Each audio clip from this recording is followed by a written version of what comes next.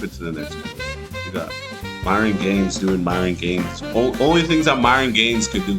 Successful YouTuber can really change your life. In just the case of 1 or 2 years, you can be a person that's broke with no hope to basically hanging out with NBA superstars or streaming on Twitch or anything that you can think of. Brand deals, new money, new homes, new chicks to clap. You can build it up for yourself. Trust me, I know. Your boy Yoshe Lightweight did it. But then on the other hand, you could also go in the opposite direction. Instead of making money, you could be going around making enemies. And making enemies on YouTube is something to be worried about now. If we can remember the story of Finny the Legend just a few weeks ago, he was deleted by YouTuber Sin City Manny Wise. Finny the Legend and his wife were both shot and killed in Las Vegas over a petty YouTuber beef. What that means is that being a YouTuber is dangerous. And for us on the platform, we really need to watch what we say or suffer the consequences. It's just too bad nobody told Myron Gaines that of the Fresh and Fit podcast. Myron has been going around the internet making many enemies with a bunch of protected groups. The Jews, the gays, and of course the blacks. Now, Myron doesn't have to do this because him and Fresh really don't have to go this route to make money. I mean, stop the show. They stopped making money a long time ago.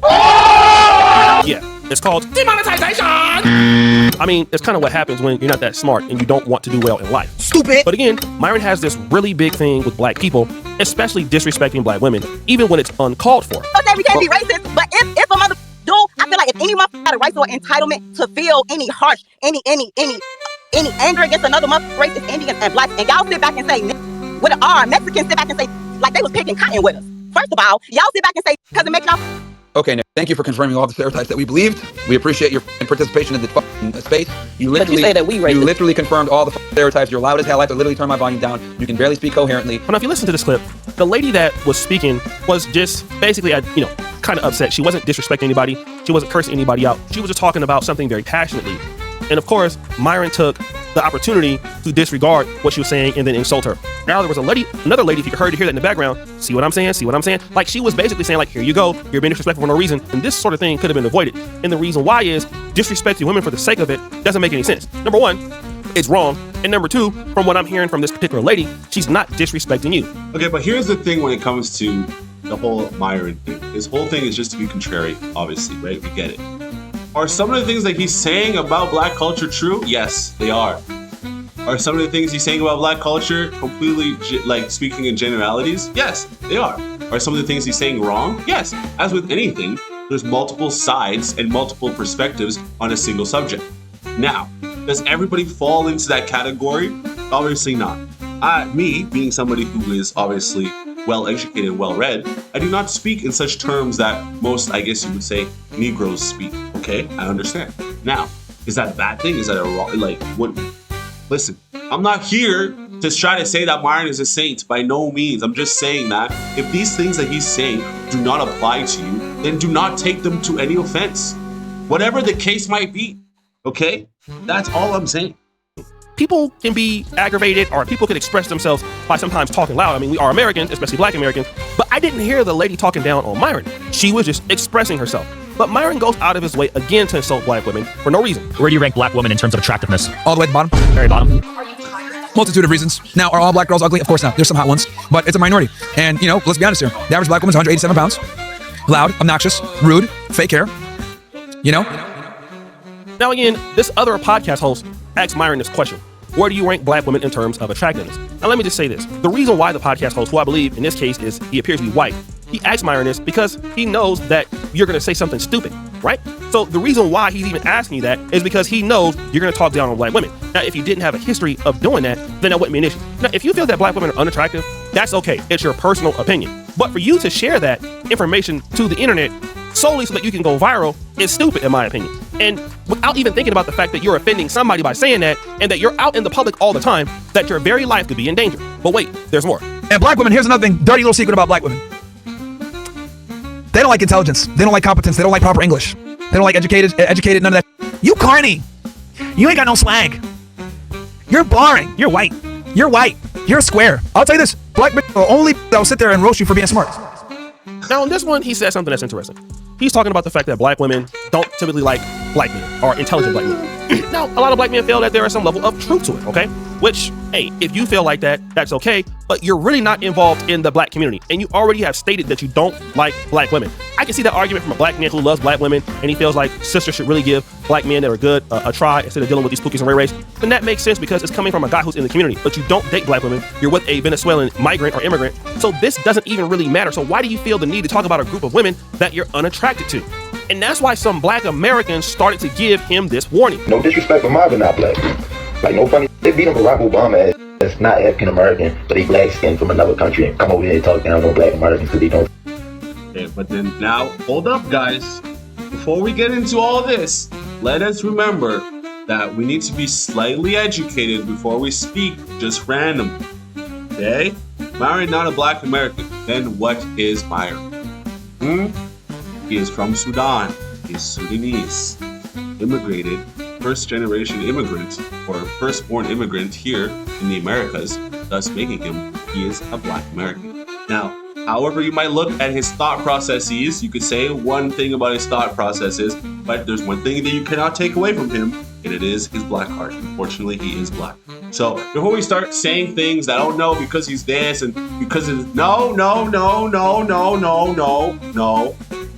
Let's be weary now of geology and geographics and where one is born and all these things that play into race. And let's be very weary as to what we are saying. Very important. Don't feel attached, you feel me? Like, but they think they can do it and use the N-word because they black skinned. See, that's what you call playing the 50. Playing the middle, you heard me? Playing the middle. Trying to play both sides, side tripping. Stop these side tripping, you hear me? You can't do that, you get hurt for shit like that. Now, bro was saying something at the end. Yo, man, that kind of behavior from a guy like you could get you hurt. And we don't know when or where, but it could happen. And in fact, here was the opportunity that it did happen. Myron is going around having these open podcasts on the streets. Again, I don't know what the goal is for this.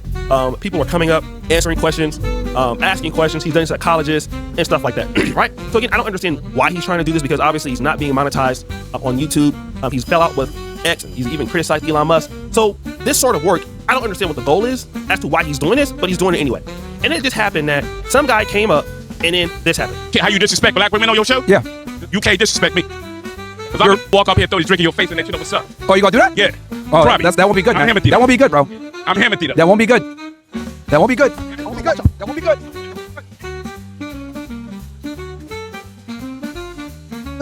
What's going on? Let me tell you something. These debate shows, what are we debating?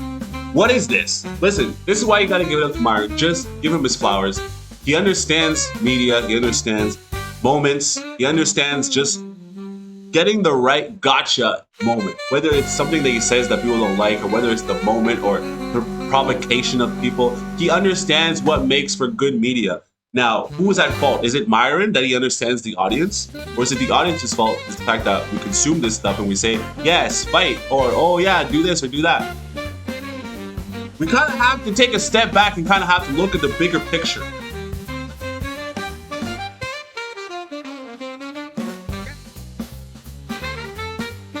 For those that are wondering, he's about 5'6". He's about 5'6".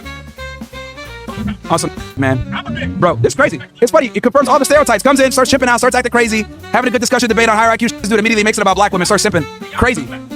It's crazy, bro. Should women be in the kitchen? Change my mind. Yeah, women should be in the kitchen. That's without even. Let's. I don't even need to refute that. Or that's 100% true. Who else is gonna make me a sandwich? Hey, man. It's what, bro. You can't make this up, bro. You can't make this up. People be on some bullshit, man. Like it's comedy, man. Yeah, he even said himself, bro. He's bro. Now, it was a lot different when a man came up and basically was confronting Myron about the things that he said. Now, when he's talking to women, I notice he has a different tone, but this guy was by himself and he was trying to go up and get Myron, and Myron was, looking either to defend himself or flee the situation, but he had two big security guards. What was really interesting about this interaction was the comments. This guy says, talks constant-ish on black people, has a black dude protect him. This guy says he always keeps the ER stuff online. He never says it to anybody's face. Absolutely. This guy goes, that's why you hired black men to bodyguard to ass. Stand on what you say as a man. If you feel that way and continuously regurgitate stereotypical opinion-based takes on folks you don't know, you fit a certain stereotype too, Now that's interesting, right? Like here you are, the same guy talking down on black people, black men in general, and your security guards are black men. Like, why don't you? What does that even have to do with anything? That's a terrible argument. This is an essay of any kind. It's terrible. It's a terrible argument, dude. Because I speak down on black people now, I'm not going to be... Stop it. Stop. Let's move on to the next video. There's another video here. Depending on... where Myron's girlfriend is showing receipts of some kind. I don't understand. Listen, these videos here of these gotcha moments, y'all really like these, huh? Depending on who you ask, dating coaches are great. They give men a lot of confidence. They give men information, especially if it's attracting or approaching women. And there are many people on here that do it and do it very well. A lot of dating coaches have amassed a lot of attention and a lot of money for themselves. Some other people feel very different about dating coaches. Dating coaches have a vested interest in you staying single. First of all, dating coaches are not real. There's no like school you go to or certification that you get. Everyone's experience is completely different. They're not on the date to like see someone's reaction, read their body language, things that you can do. Now, if you want to find a matchmaker, someone just to set you up with someone that's compatible, that's different. Still kind of weird, not for me, but dating coaches are not real, guys. They're a scam. In this instance, the presenter is saying that dating coaches can't actually help you to a certain level because they're not there on the date with you. They can't actually coach your mistakes. But other people believe that dating coaches are simply just duplicitous. They tell their audience one thing while doing something completely different. And we've already seen this with quote-unquote dating coaches or red pill gurus such as Donovan Sharp. Donovan Sharp was making a lot of money selling courses, telling people to not deal with single mothers, while at the same time, he was clapping cheeks and married to a single mom. Come on! You guys, stop! Stop it. Why? Why must you play this game? Why must you say one thing and then do another thing? All for money? Ah! Damn! And the most famous guys to be on the clock doing this is Fresh and Fit, especially Myron. Now, when it comes to Fresh CEO, he said that he slept with over 1,000 women. While Myron does something very similar. He teaches you how to become a high-value man and how to deal with women no matter how inconsiderate the situations may be. And here's an example of that. When you make yourself available as a woman, that is cheating. Yeah. That is cheating. Whether women want to accept it or not, you're not the ones going to approach the opposite gender. You make yourself available, then the opposite gender approaches you. When women get pretty for a reason, you get pretty, men approach you, that in itself is cheating because you're going out for the purpose of getting attention. Some girls sit there and say, oh no, I do it for myself. Okay, then dress up, wear makeup, and sit at home. Now, this advice is interesting. He's telling people on the podcast that making yourself pretty as a woman, all this means that you will cheat and you shouldn't even worry about looking good. I mean, you're only looking good for the guy to come and talk to you. You should stay at home and put your makeup on there. Now, the issue with this is twofold. First of all, in my honest opinion, it shows a high level of insecurity. If a woman just wants to stay home and put on her makeup there, I mean, it's easy for her to make up a TikTok account and make up a Snapchat. I mean, she's going to want to show the world that she looks. Yeah, but I can see what he's saying. Obviously, that clip is taken out of context because as clips are, they are always taken out of context, so they need to look at the bigger picture. What Myron is saying essentially is if you are in a relationship, okay, if you're already in a relationship, there's no need to be putting your goods back on the market, i.e. Instagram posts, bikini pics, putting on makeup. I guess if you want to take it that far, I mean, that's a bit scandalous, but sure, if you want to take it that far, yes, okay, sure. Being flirtatious with people, responding to men's DMs on the internet, essentially having any kind of social media. And I agree with Myron on that point in the sense of if you're already in a relationship, get rid of your social media unless you're using it to make money. Do not make it like to a point where men could be messaging you, whether you post a photo, whatever the case might be. You know, get rid of that. Get in the kitchen, obviously make some sandwiches, keep your man, do things that enable you to keep a man versus trying to attract a different man, because in our new modern day society, it's always about ladder climbing. Who's the next guy I can get? Who's the next big opportunity? You know what I mean? Like, let's figure it out, guys, because right now we're kind of... It was good because that's kind of what people who are attractive want to do. They like showing the world how they look. And the second issue with that is exactly how you found her. Again, most of you guys understand this. You will go and see a chick that's dressed provocative. I've known guys who go to the strip clubs and find chicks and they fall in love with them as they... Yes, this point I agree. I agree with what he's saying. Listen, if you find yourself a wholesome girl that has no social media presence at all, ain't nothing for her to delete it or at least deactivate it. You find a girl that has 1 million followers, she's all over the gram, posting whatever the case might be, yes, then you can't change the leopard spots, okay? Let's just keep it a buck with what I'm saying. So everyone's not like, oh, but xCephasx, what are you talking about, xCephasx? Hold up, you're gonna get some. What I'm saying is, if you find her being a hoe, then she's going to be a hoe regardless. You can't try to dim her down. You can't dim her whole light. If you find her being a good girl, nice, safe, she's bright, you can't dim that light either. She'll be that person through and through. So go find yourself a proper girl. they are, and then once you get with them, you want to try to change the person, but that's how you found them. Like, if you didn't want the lady to look good or to show her body, well, then why were you attracted to her? Why couldn't you get a female that was homely looking and didn't wear makeup and all of that? Well, the reason why you didn't want that because it wasn't attractive. So what you're asking women to do who are attractive is say, hey, you got me now, so now become unattractive. It's kind of like finding a guy who works out every day, and a woman says, hey, you need to stop working out every day and showing clothes that show your muscles. How would you feel as a man, right? He's right, Now, let's talk about another issue that a lot of guys will have. Like, for example, I know a lot of dudes who don't like women who wear weaves or women who wear wigs. I don't necessarily like it either, but that's not a reason why I wouldn't get with somebody. Like, if I found a woman wearing weaves or wigs, and if I get with her, I wouldn't try to make her stop it because it was okay for me to want to talk to her and get her phone number, right? But here's the issue. Myron is going to say something else that is pretty much insane. When a woman really respects and admires a man, etc., everybody else is virtually invisible to her. She doesn't need to be in a club. She doesn't need to be consuming alcohol. There's no reason for a woman to be at a club or a bar or any type of situation where there's an opposite gender there looking to when she has a man at home. So in this clip, he says, if a woman respects a man, she doesn't need to be out at the club or at the bar, wherever the opposite gender. I agree with that. Why you need to be out? Huh? My mama ain't out. My mama ain't out there doing whole night girls trips. Huh? That's the standard in which I have to hold this woman to and say, does she have motherly traits? Why you at the club? Right? Unless I found you there, go. But if you are not this type of shorty and all of a sudden now you start getting these ideas that you need to be out of the club, then we have a problem. You know what I'm saying? So the same argument stays when we're talking here about where did you find this person? Did you find them at Club Live or did you find them at the local library? There's that. Like, if she's in a relationship, she shouldn't be at the bar trying to solicit somebody. Part of that I agree. Like, you shouldn't be at the bar, but he did mention something interesting. The opposite gender is there, okay? So she shouldn't be there. Here's the problem with this. Myron's girlfriend, Angie, is always at the club and the bar with people of the opposite gender, all right? Now, this is a hypocrisy as a dating coach. You're telling your audience not to do this, but the girlfriend, Angie, who's a Venezuelan immigrant, is doing the exact same thing. Now, let me just say this. If you want to keep your woman or your wife or your girlfriend from going places because the opposite gender is there, then okay, don't go to work, don't go to the grocery store, don't go to the mall, don't go outside. Like, everywhere you go, there's going to be the opposite gender.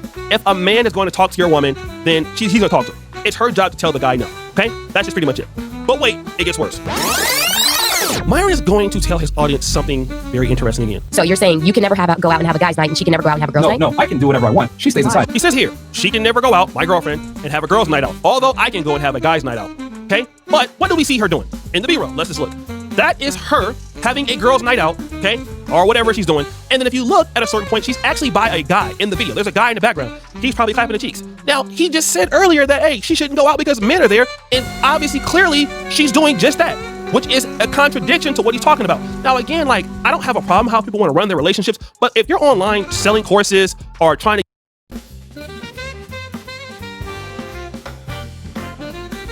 Oh Lord, Myron, you can't be spitting like this the way you're spitting, trying to cook on the internet and say, no, my girl's not allowed to do this, my girl's not allowed to do that.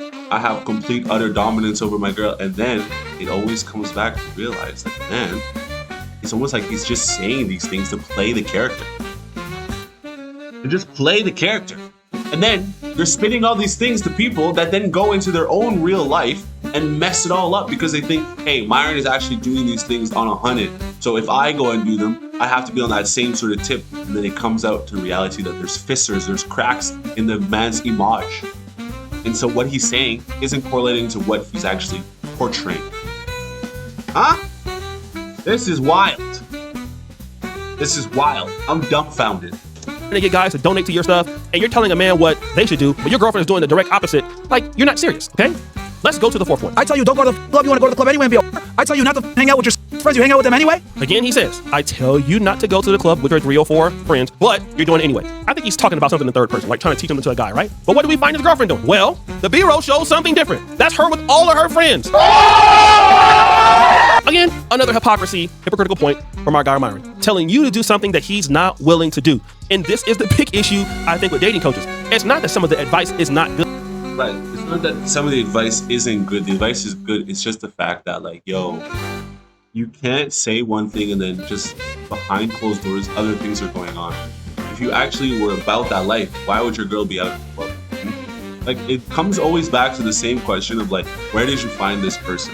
Obviously, she was somebody who liked books and was somebody who was like a hermit and didn't enjoy being outside. You probably never find her outside. You probably wouldn't have to say, oh, I tell her not to be outside. Listen, you can't tell anybody to do anything, okay? They either already do it naturally or now they're going against their programming. You can't tell them anything. You can't convince anybody of anything. Either they are or they're not. That's it. It's quite simple. We're always trying to complicate things with ideologies and things like that, but it's actually not that complex, guys. All right?